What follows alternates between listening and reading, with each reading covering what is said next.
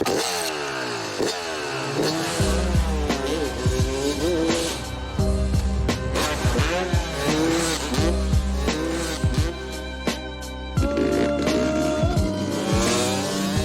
a dangerous sport, probably one of the more dangerous sports. It's not if you're going to crash, it's when you're going to crash. In the high-stakes world of freestyle motocross, Nate Adams is king. One of the greatest riders in FMX history, he's won an astounding 12 X Games medals, including the gold in 2004. He's placed first overall at the AST Dew Tour, at the LG World Championship, the Red Bull X Fighters, and the Gravity Games. He was one of the earliest pioneers in FMX and has since come to represent the very definition of success. Whatever I was doing, I just always wanted to, be good at it. Definitely, to date, the top 3 names ever in freestyle. I was impressed with him right off the bat. I was like, wow, this kid is small and skinny and going for it.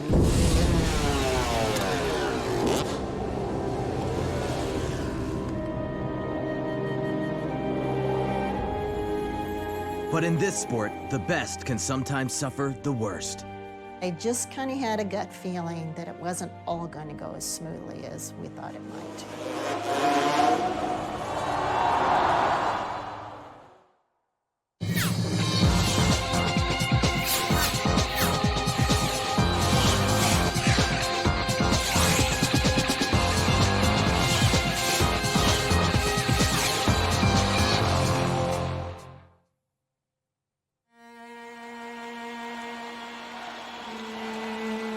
It was August 2004 at the Summer X Games in Los Angeles. The first round of the freestyle motocross contest was about to begin. The headline story was a showdown between legendary FMX champion Travis Pastrana and a 20-year-old from Glendale, Arizona, Nate Adams. Nate had only been able to beat Travis once at the 2003 Gravity Games. It had been a huge upset, the first time Travis had ever lost in head-to-head competition. The following year, Travis had been injured and Nate had racked up a string of victories, becoming the overall champion in the Vans Triple Crown and the LG Action Sports Series. As his medals piled up, Nate became known as the best freestyler never to win the X Games. As Nate was preparing for his next shot at X Games glory, Travis Pastrana announced he would be back for the contest. Everyone knew Nate's winning streak was in serious jeopardy. I didn't know if it was even possible to beat Travis, I think Travis has more talent in his pinky finger than I have in my whole body. Anytime those guys show up to a contest, it's going to be a head-to-head battle, and you're guaranteed to see something ridiculous go down. All I was doing was riding and practicing as much as I can, and I was just kind of showing up and seeing how it goes. They'll come out with something that nobody else has seen or that nobody else has done. They've only done it in the foam pits, and it's amazing to watch it. The big buzz at these X Games was that a slew of new tricks were going to be unleashed. Yet, in practice, neither rider showed anything out of the ordinary. In the preliminary rounds, the rivals were closely matched, with Nate holding just a slight edge. As Travis went into his final run, the crowded stadium was on its feet. He was rumored to be going for the 360 backflip. Travis attempted it, but the difficulty of the trick prevailed. 60 to dirt now. Hits his head, a mild concussion is the result. Travis under-rotated, slammed into the ground, and was knocked out cold. He broke bones in his wrist and ankle. His final score was 92. Travis Pastrana has always been his kryptonite, so to speak. Can Nate Adams conquer finally at X Games? I knew that he wanted so badly to win the X Games, and always followed second behind Travis. It had nothing to do with money or fame or any of that stuff. He just wanted that medal so bad in the most purest form, and just wanting to win, like being a natural competitor. This kid's got 3 silver medals from X. He hates that color. He wants gold. Nate knew this was a golden opportunity to take his first X Games crown, although he would need to bring out the very best from his arsenal of tricks. In the finals, Nate was spectacular. He thrilled the sold-out crowd with a backflip to no-handed lander and a backflip knick-knack, ending with an unbelievable 360 flat spin. Oh my goodness! Adams throwing the 360! Nate's score was 93.8. He had finally won the biggest title in FMX. The bridesmaid finally becomes the bride. He's the gold medalist. He has finally taken down Travis Pastrana. He just pulled off a better run than Travis. He just did it. And it was great. To see the run that he put in to accomplish that goal was amazing. He rode so well and did everything that he wanted to in his run. To beat him, you know, straight up, fair and square, it was like probably the best I've ever felt in my entire life. He is the king of freestyle motocross. The 20-year-old Nate Adams is here for glory. Everything worked out perfect for him that afternoon. And it was really cool to be a part of that. Getting to see him do all those things and have that for himself is really, really special. That was awesome. That was like, I'm gonna cry. It was such a good feeling to be there and to be with him through that, so. Nate's family could appreciate more than anyone what this X Games win meant to him. They had seen firsthand all the hard work and determination he had put into riding. It had all been leading up to this moment.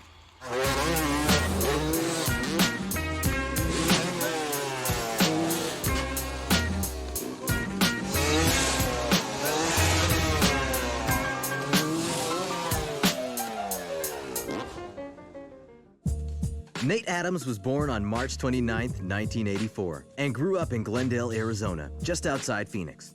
He was the youngest of 3 kids. Nate, his sister Katie, and his brother Josh had an active childhood, including boating, skiing, camping, and, when they were old enough to handle the responsibility, riding motorcycles.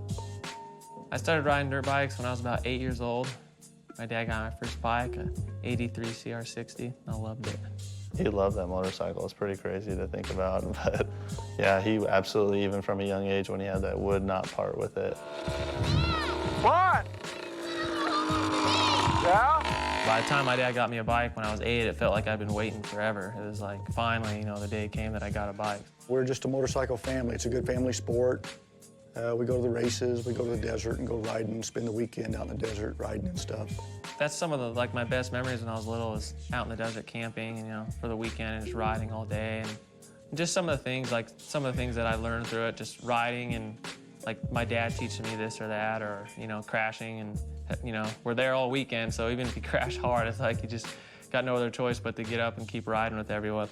Nate's dad, Tandy, had raced motorbikes himself when he was a kid. Both Nate's parents were comfortable giving Nate a motorbike despite his age because they knew they could trust him. Nate is a great kid. I tell people he wasn't low maintenance, he was no maintenance. He was an honor student in school, very bright, did everything that he was supposed to do. After he finished his homework, riding motorcycles was Nate's new favorite passion. But his parents were careful not to let it become a full-time obsession in the early years. When I was young, you know, I was probably only riding like once a week, you know, on the weekends, if that. But I thought about it, that was like what got me through school, what got me through the week was just thinking about going riding. His mom's an educator, so, you know, there was certain rules in the house. You don't get to go play or do anything until your homework's done. And she would always tell me if my grades dropped, she'd sell my bikes, and I believed her. So I always kept my grades up. Nate's dedication was about to pay off. He got into motorbikes just in time to witness the birth of a brand new motorsport in the mid-1990s, Freestyle Motocross, or FMX. John Disler was one of the first FMX pros. Me and my brother just started going out 16, 17, going out with my cousin and just doing tricks for fun. It just all started as fun. And I kind of met them just kind of through, we rode at the same spots and I'd kind of run into them every now and then. I had just coming back from my first contest where I broke my thumb and I was watching everybody ride and I saw this little kid on an RM 125, or 250, but he should have been on a 125 because he was tiny, going out and doing all the tricks that my brother and I could do, and we didn't, you know, we're like, whoa, who's this? Once I kind of got close to them on their level, they said, well, why don't you come and compete? And I was like, well, how do I do it? And they said, well, just start sending in like a video or, you know, send pictures or write a letter to somebody and you know, we'll vouch for you. And I did, and that's how I got into my first contest. So I don't even know if my parents knew I did it, but I just knew that's what I wanted to do. The wheels were in motion for the next phase of Nate's motocross career. John Dissler was injured and couldn't ride in a huge show in Houston in January 2000. Nate's name came up in the right circles. He was about to get his first call up to the big time.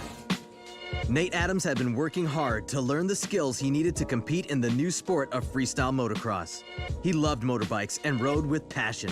In January 2000, at age 15, he was about to see the results of all his hard work. Thanks to the help of his friends and to the surprise of his parents, Nate got the opportunity to enter his first contest in Houston, Texas. The guys from the contest had called and wanted me to show up. I said, no, I'm hurt. They were bummed out because they needed riders, and I threw in Nate's name. Oh, he's good, he'll jump everything, he's a very good rider. FMX competition requires riders to travel a course consisting of multiple jumps of varying lengths and angles for 90 seconds. Riders must perform 2 routines in a contest and have little time to practice on the ramps before putting together the strongest program they can.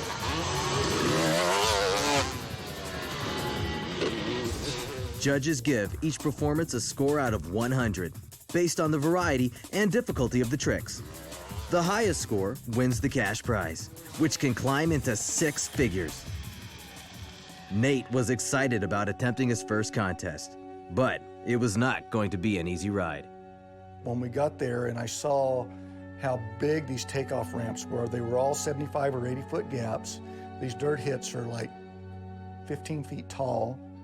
And so I was actually pretty nervous at that moment because this was something totally different. You know, what have we kind of gotten ourselves into? These things are big, and this is where you break bones. It was my second contest I've ever ridden professionally. And then I walk in and I see this little kid.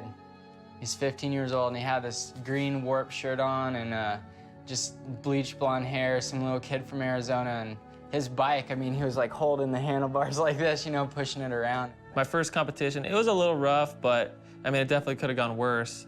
I crashed in practice, first jump. You hit the seat in the man area that's not very pleasant to hit really hard, and it put them down on the ground.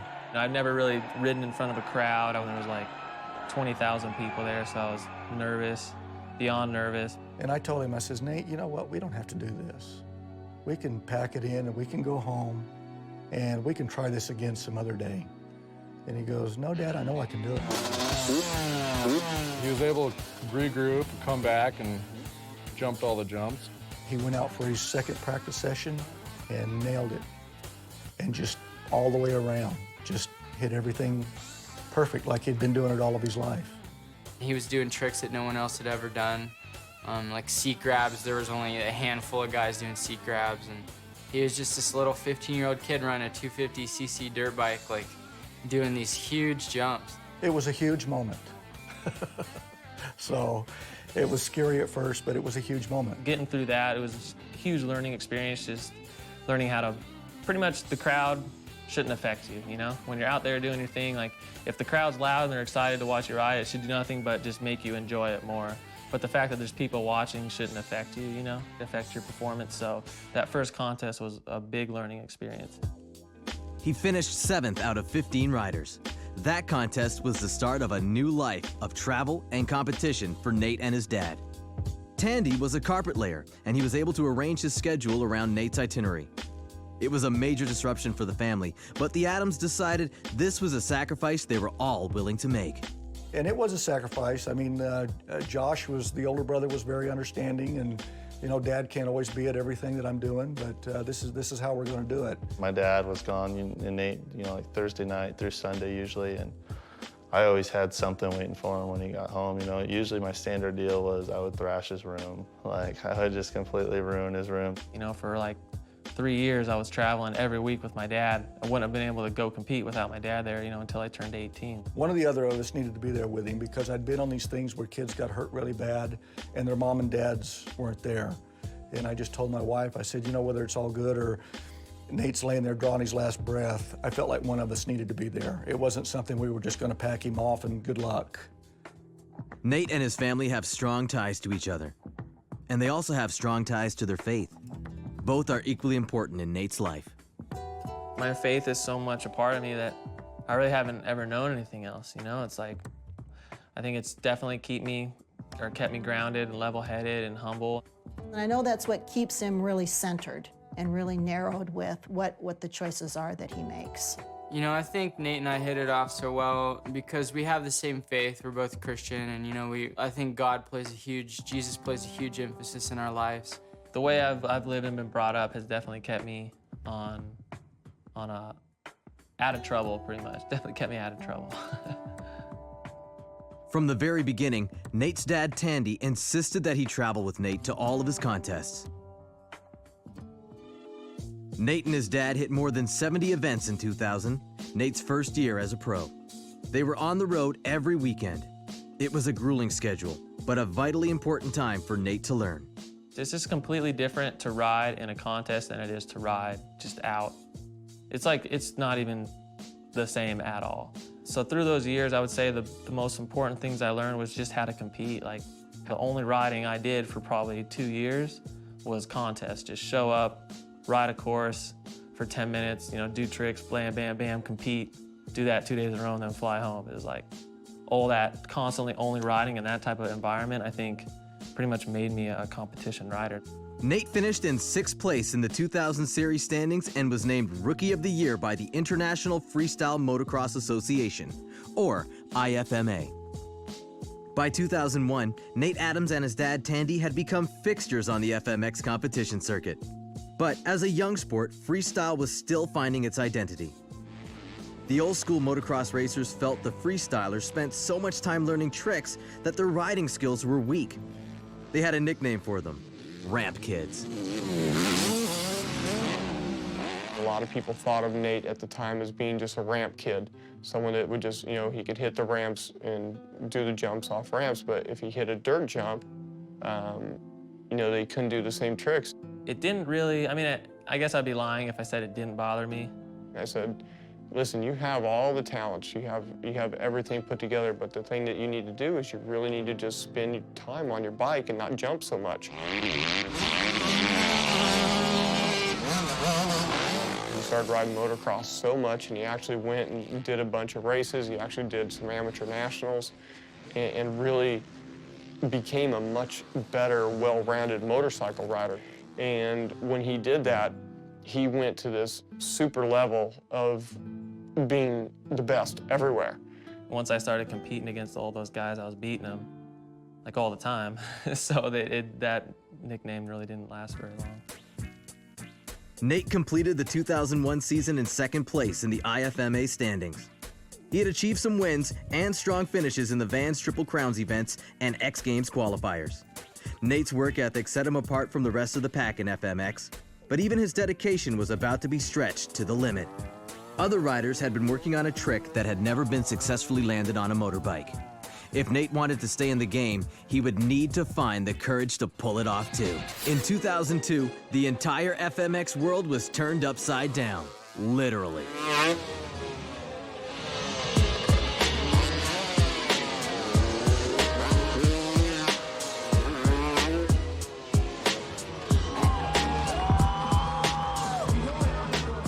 The backflip was an idea that had been kicking around since the first days of FMX. But as exciting as it sounded, most riders were convinced it was impossible. For me, one of the hardest tricks to go for is the backflip.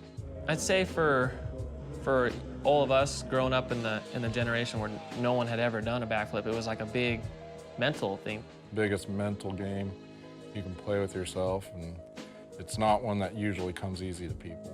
It was years in the making, pretty much. There was so much talk and debate over whether it was possible, if you could even do it. The whole time on a motorcycle, you learn to keep the front end down, and now you got to go off a ramp and just look back and hope that it comes around.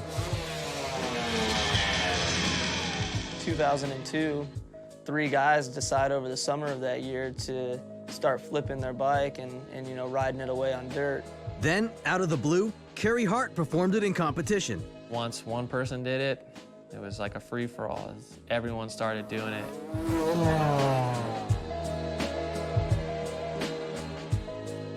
When we started learning, like the first handful of guys, there was no foam pits. You know, they had foam pits for BMX bikes, but no one had built a big one for a motocross bike. Nate sensed the backflip was the future of freestyle. He knew he had to perfect it to remain competitive. Learned the flip on a BMX bike into a foam pit, and then learned it on a little XR70 into a foam pit as well.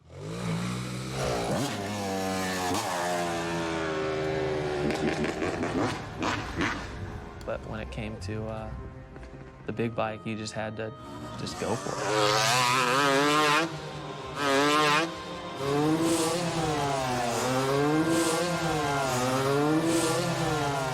That same winter, you know, Nate went for the backflip and almost killed himself.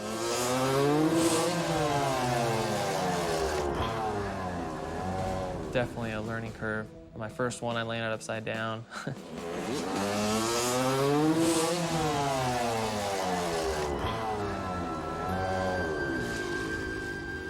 I broke my collarbone and separated my shoulder, then came back, and a few weeks after I healed up, I went to Travis's. Ironically, it was his future rival who gave Nate the opportunity to learn the backflip in 2002. Nate and Travis Pastrana both liked to win, but they also respected each other. Travis had already mastered the maneuver and was happy to give Nate some tips to help him get over the steep and painful learning curve. Other riders were amazed that Nate could tackle the trick again so soon after such a bad crash. If I would have crashed the way he did, trying to backflip the first time, there's no way I would have got up and gone right to Pastrana's as soon as I was better. You know, I would have taken my time and taken the baby steps to get even back to where I was, and he just like jumped in head first. Although they became fiercely competitive on the FMX circuit, Travis and Nate remained good friends. Travis was nursing a knee injury at the time and welcomed Nate to his training facilities. Having him there was awesome because he's a cool enough guy to, you know, have me come out and stay at his house and give me pointers to learn how to flip and stuff. So we're rivals, but, you know, we're buddies too. It's not like we hate each other or anything, so. Travis had designed some ramps that made it safer to practice the backflip. Nate was determined to conquer the trick. He had a big kind of like a takeoff built to a step-up landing. When we had a bunch of, or he had a bunch of bark mulch and soft dirt up there, so it was soft, but, you know, no foam pit. So if you can jump up and kind of land on a step-up, then there's less room to fall, less impact, and that's pretty much what I learned to flip on.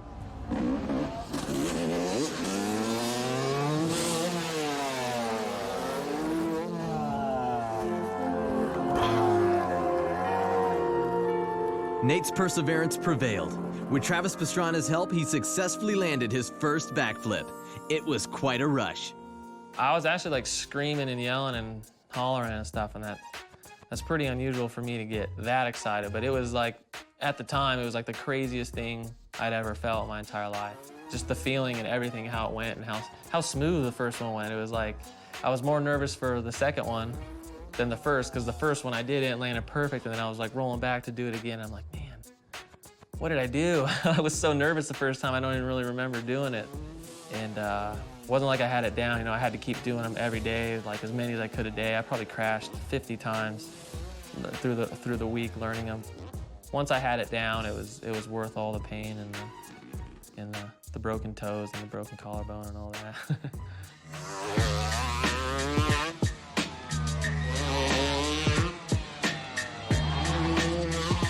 The backflip changed everything in FMX and added to its growing reputation as a serious sport. But many freestylers still had a very casual approach to competition. They dressed more for the street than for riding and thought more about having a good time than winning. Most of the guys, when I first started, it was party time. The early years of freestyle, it was partying and going out and having fun. You know, just, you could stay out till 6 in the morning before the contest. Shoot, they could go out, drink beer all week, do some tricks, clear more money they would in, you know, a couple months of racing, and so they were having a blast.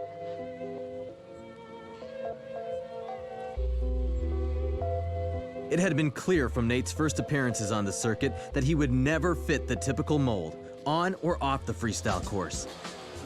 Back in the beginning, Nate certainly had the reputation of just being the quiet kid. But I could just tell from the moment that I met him that he was a serious cat. When I came in, it's like you got to look at it from a 14 or 15-year-old kid's perspective. Like, I'm going up against Deegan, Carey Hart, Metzger, Pastrana, all these guys that I've watched on TV my whole life and have posters on my wall. And I wasn't just serious, I was probably just shy and quiet. There were times when he was coming up through the ranks that people would say to me, "You need to tell Nate to be a little bit more showman. He needs to get up on the top of that mound when he's done and shake his fists and, you know, throw his helmet or do something. And Nate just said, Mom, that's not me. When I ride, I am serious. I'm not joking around. It's dangerous, so I gotta, you know, take it somewhat serious. But I didn't just come in with this like hard-ass attitude, you know. Like he's himself, and I think nothing in this world can change him. I think Nate's not willing to really compromise on who he is as a person, his integrity, morals, or values. Nate's faith prevailed in a world that presented him with many opportunities to get himself into trouble and shed his nice guy image. I think Nate's faith has kept him stable and focused. It's allowed him to recognize the opportunities that he has and the opportunities that he has that he doesn't want to partake in. There are times when things are temptations, but I don't think it's really that difficult for him because I think he's more concerned with the positive influence that he can be versus having fun. Nate's different approach to life had a profound impact on his fellow riders.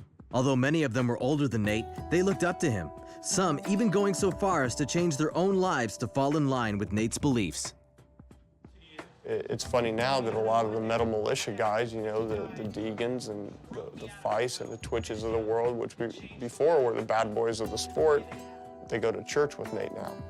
And just the scripture to meditate on today is, the Lord isn't slow to do what he promised, as some people think.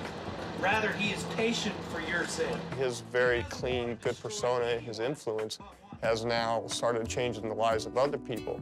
God gave him a gift, and he's thankful for that, and he's taken that and he's made the best of it. You guys have been my friends for a while, but you know, just certain things in their life, they made the changes, and I'm not going to sit here and take credit for it. I mean, they were, you know, saw something that needed change in their life, and they changed it. Nate's faith and focus clearly contributed to his success. The year of the backflip became Nate Adams' year. In only his second season as a pro, 18-year-old Nate was crowned WFA World Freestyle Champion. He came first in the 2002 ESPN Motocross Championships and had strong results in a number of X Games qualifiers. His hard work was paying off. But just as Nate was climbing his way to the very top of the sport, everything was about to come crashing down. After a strong finish in 2002, Nate Adams had rolled into the 2003 Gravity Games as an underdog and left as a champion. He handed Travis Pastrana his first loss ever in that contest. But despite this huge upset, no one saw Nate's victory as a changing of the guard, yet. It wasn't until the Summer X Games in 2004, when Nate beat Travis Pastrana again to win the gold medal, that it became clear that Nate the Destroyer was now the best freestyler in the world. He's the gold medalist. He has finally taken down Travis Pastrana. Travis just was the guy to beat, and I ended up beating him a few times, and once I started beating him here and there, it was like all this attention just came, and it was like, kind of like once I beat him, it was like sponsors, kind of all this stuff started happening. So I can thank Travis for like half the sponsors I have now. Thanks, buddy.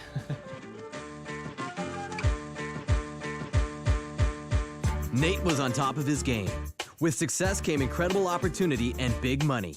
Soon after his spectacular X Games win, Nate was offered 5 figures to demonstrate a 360 flat spin at the halftime show for a Supercross event in Italy. It was an event I set up for him. He was in Genoa, Italy for the Genoa Supercross. This is right after Nate had won the gold medal. You know, he's the greatest freestyler in the world. So he was contracted to do a certain type and a certain number of tricks. And I just thought, I just don't really feel good about that. You know, if he wants to be able to say, I don't want to do a 360, this isn't a good landing spot, or I don't get enough catch off the ramp, or whatever. I wanted him to be able to say, I'm not going to do this. Not that he couldn't, but I just kind of had a gut feeling that it wasn't all going to go as smoothly as we thought it might. Yeah, that was probably one of the wildest nights of my freestyle career. Standard kind of Supercross race with a freestyle show kind of afterwards, and wild crowd, you know, just what we like. Kind of a reason why we do this, you know, just wild crowds. And Nate was paid big bucks to be there and do a 360. He did the 360. Demo went good, and then it was last jump, one more jump, and I was kind of like I thought I was already kind of done riding.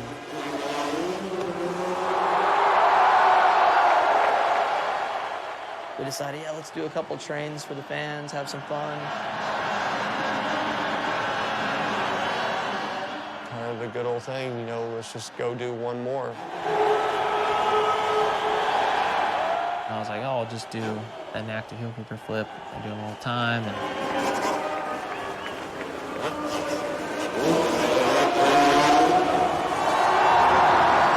when I did went into my trick, my foot slipped off the peg, the one foot that grounded me to the bike, and pretty much once that went, it was, you know, no leverage to get back on the bike. We came away from the bike basically upside down, and landed from basically probably 25 or 30 feet straight to the ground. He hit the ground really hard, you know, I mean, there's kind of no way around that. If you hit the ground the wrong way, you're gonna get messed up. Spectators say it was the worst crash they have ever witnessed in the sport. It was pandemonium, you know, he hit the ground, the medics are trying to take his helmet off, and, you know, first thing we're taught here is don't take somebody's helmet off. You know, it could be spinal injuries, who knows what.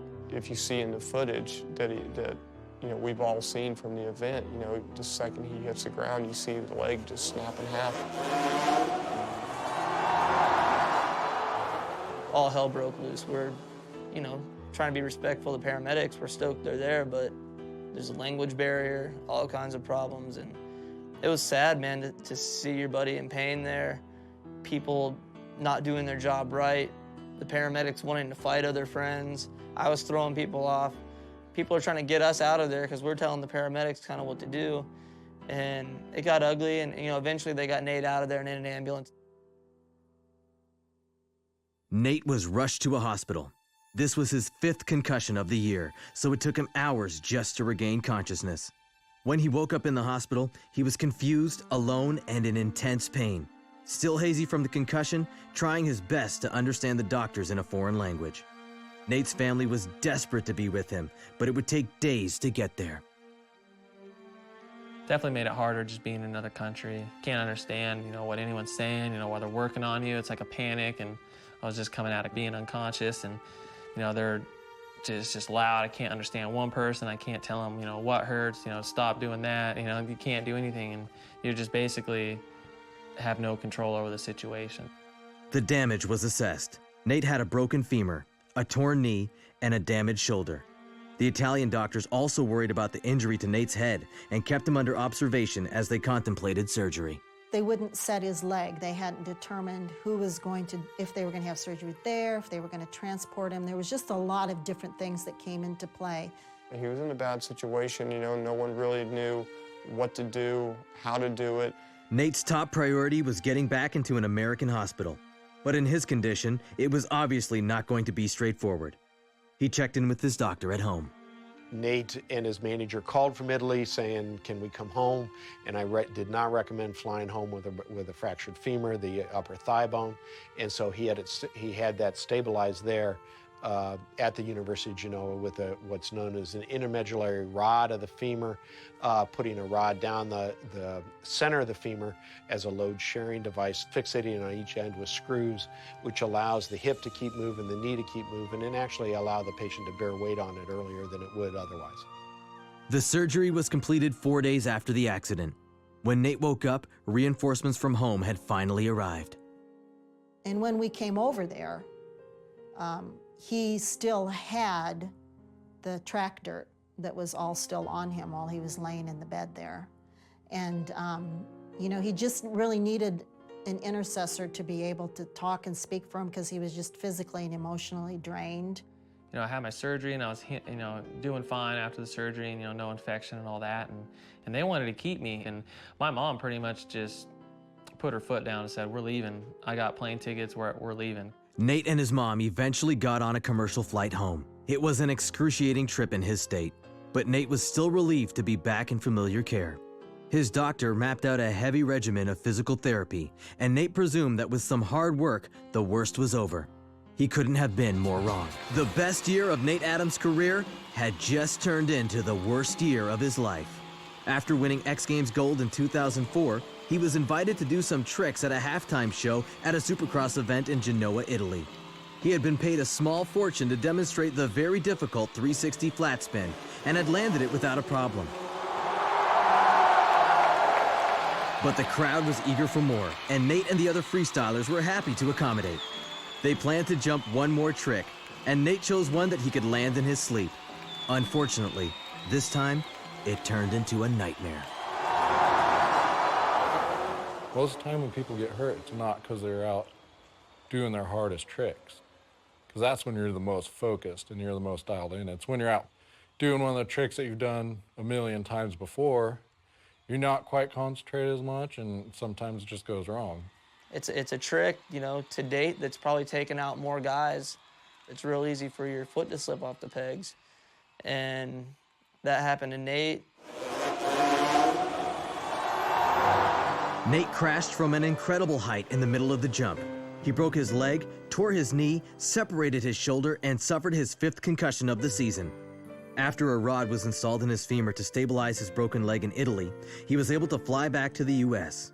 Nate's doctor placed him in a rigorous rehabilitation program. But despite Nate's hard work, the recovery was not going well. The recovery for him, you know, from what I saw, my perspective of it was tough. He was immobilized for a period of time, then put into rehab. Fairly, what we in medicine we call a stormy rehab. He continued to have pain in his leg. I was doing physical therapy every day. I just go like walk in pools and pretty much worked on my flexibility in my knee. We did some external things such as electrical stimulation, looked at his nutrition. It took like 3 months for my heel to be able to touch my butt. That's how like locked up my knee was. Looked at the exercise program he was doing to try to get it to heal better, and we were unsuccessful in doing that. It was lined up well, his bone was just not healing. If you break a leg and you start healing and you come back at a normal pace, like, it's not that bad. But when you go, you know, months, 2 or 3 months, and like, nothing's happening, like, what are you supposed to think?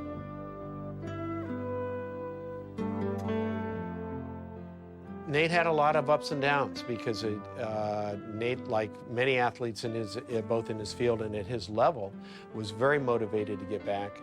He worked extremely hard with rehabilitation. His leg was, it looked like it was healing. Everything looked like it was going right, but he was still in pain. He still couldn't ride. Though he was not feeling any better, Nate felt he should try to ride 4 months after the accident. It was a disaster. I mean, I had to try because it had been like 4 or 5 months. And I got on a bike and I couldn't even stand up on the pegs. Like I didn't even have like the strength for like left-hand corners to like hold my leg out straight. I couldn't even like hold it out. And that was very frustrating for him.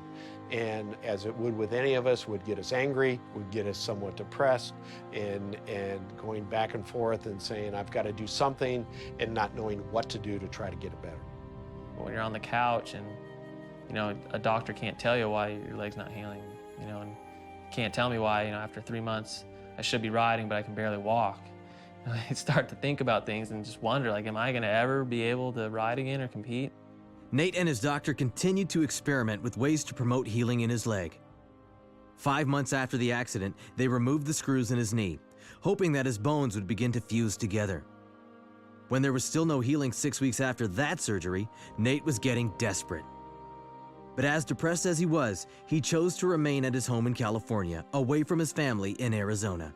His parents supported him as best as they could from a distance, but both family and friends could see the effect that the ordeal was having on Nate. I just remember him and seeing a different Nate, you know, not joking around, not happy, you know, just kind of bummed and distraught and really almost depressed, you know. As it progressed, you know, we get to like the 3, 4, 5, and 6 month mark, you know, and I'm calling him a couple times a week, hey, how's your leg doing? You know, you're working out, you're riding, you're cycling, and he's kind of like, no, it's killing me at the beginning, and then towards the end of that, it's kind of like, I can tell he doesn't want to talk about it, and me just asking him irritates him. Femur is supposed to be like 3 to 4 months max, and it was 8.5, and it was like this constant throbbing in my knee that rod was causing. And don't ask me how the rod in your leg makes your knee throb, but it does. Nate's frustration with his injuries continued to build as his spirits declined. His faith was being tested to the limit, and yet he believed that everything that was happening to him was all part of God's plan. Despite those difficult times, Nate held true to his beliefs, no matter how challenging his circumstances had become. The times when you're the weakest is when you're forced to have faith. You're forced to, you don't really have a choice but to just be patient and have faith and see what happens. When he was going through that situation, he knew that God had a plan for him and that was part of it, I'd had like 5 concussions that year, like 3 in 1 week.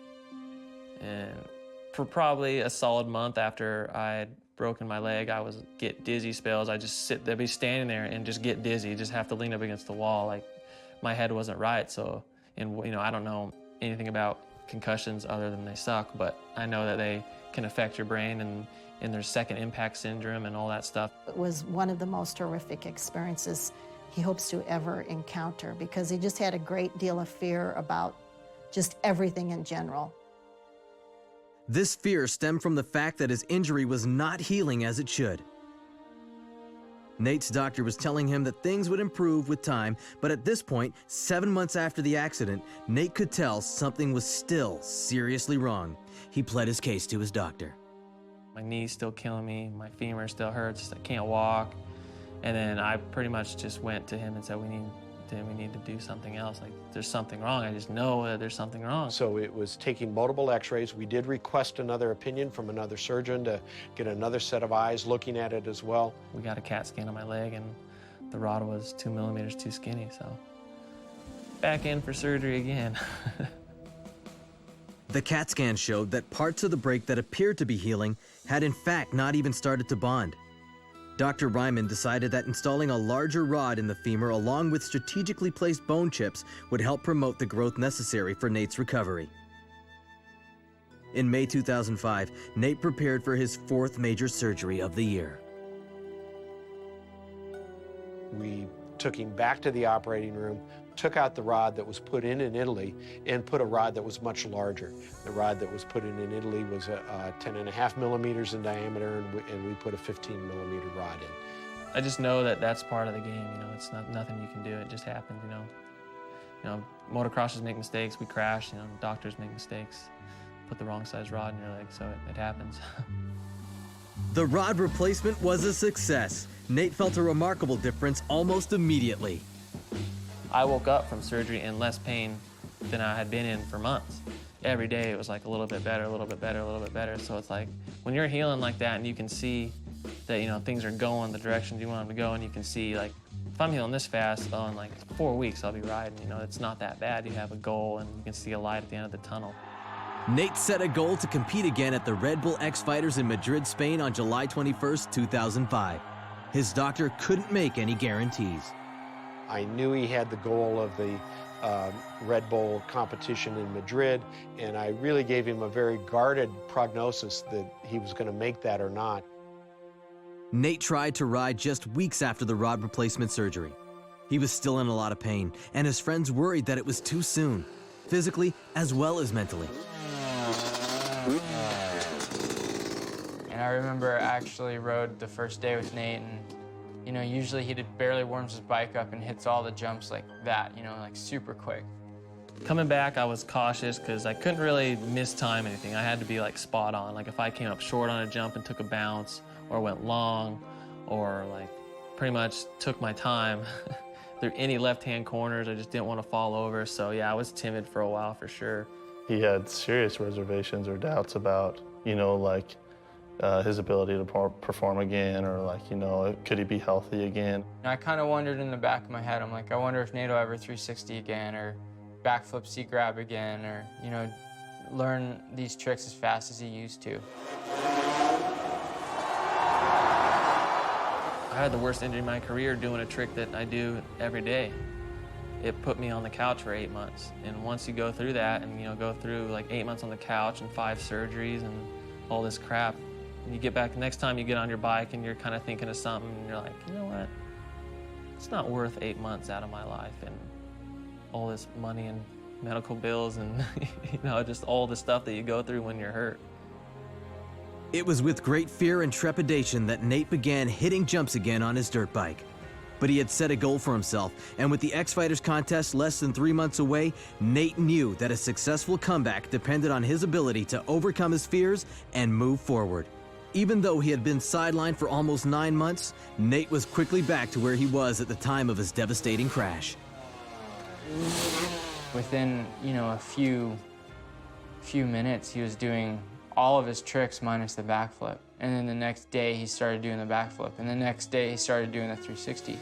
There's only a few guys in the world that do 360s. And his first week back on his bike after 8 months unpaid vacation, he's out doing 360s, backflips. And literally within a week, he was back to where he was when he had been hurt like 8 or 9 months ago. And it blew me away. Didn't even look like he'd ever been hurt until he got off his bike and barely walked, but it was amazing to see. I was dumbfounded.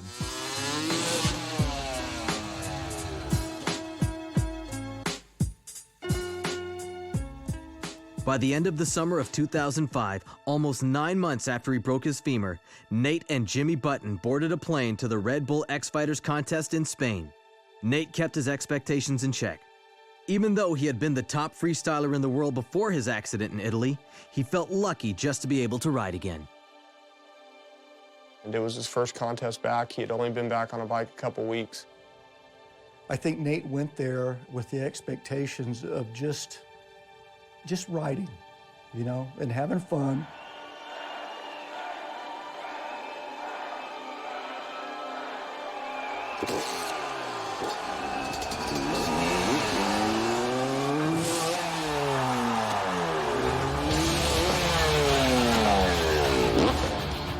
I just kind of went there, and through practice, I was kind of getting some tricks back still that I hadn't done since my injury. The day just kind of went really well, and I just kind of took it like little by little, hour by hour almost.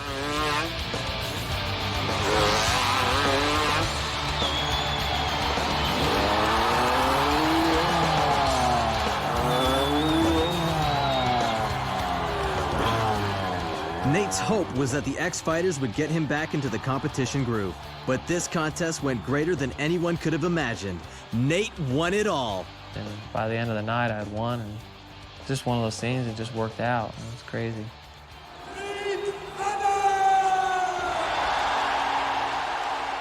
Even more than when he beat Travis for the first time at X Games. The greatest highlight would be at the Red Bull X-Fighters in Spain when he came back after his broken femur and just blew doors on everyone. It was incredible. It was kind of a reassuring thing for him that, yes, I can do this. I am supposed to be here. I can bounce back from injury. And riding again, he practiced, and you get through the first round, I think he realized, hey, I can still do this. In fact, not only can I do this, I'm still good at this. Give it up for Nate, the Destroyer, In the years following his comeback win in Spain, Nate has consistently placed top 3 in all major FMX events. I think he's going to be remembered as Babe Ruth or the Hank Aaron or the Joe Montanas of the world, and I like these people that are big, significant figures in other sports. And he's going to be one of those guys. I think Nate's legacy in freestyle motocross is bringing a professionalism that a lot of guys didn't have. His success and clean image helped him to score sponsorships with Target, Thor, DC Shoes, OGIO, and Monster. To be the best is what gets him out of bed every single morning and makes him work as hard as he does. Today, Nate Adams is among the most recognizable riders in freestyle motocross. After surviving one of the most dramatic crashes in history, he has gone on to become an FMX legend. I mean, my hat's off to him. He's the man. He really is. I'd describe Nate as just a really nice, humble guy that is incredible on a dirt bike. What? Yeah? When I look back as to how I was when I was little, like it's all I ever wanted. Like I have the life that I wanted, and And when I look back, it's crazy that it worked out like this, but I couldn't see it happening any other way.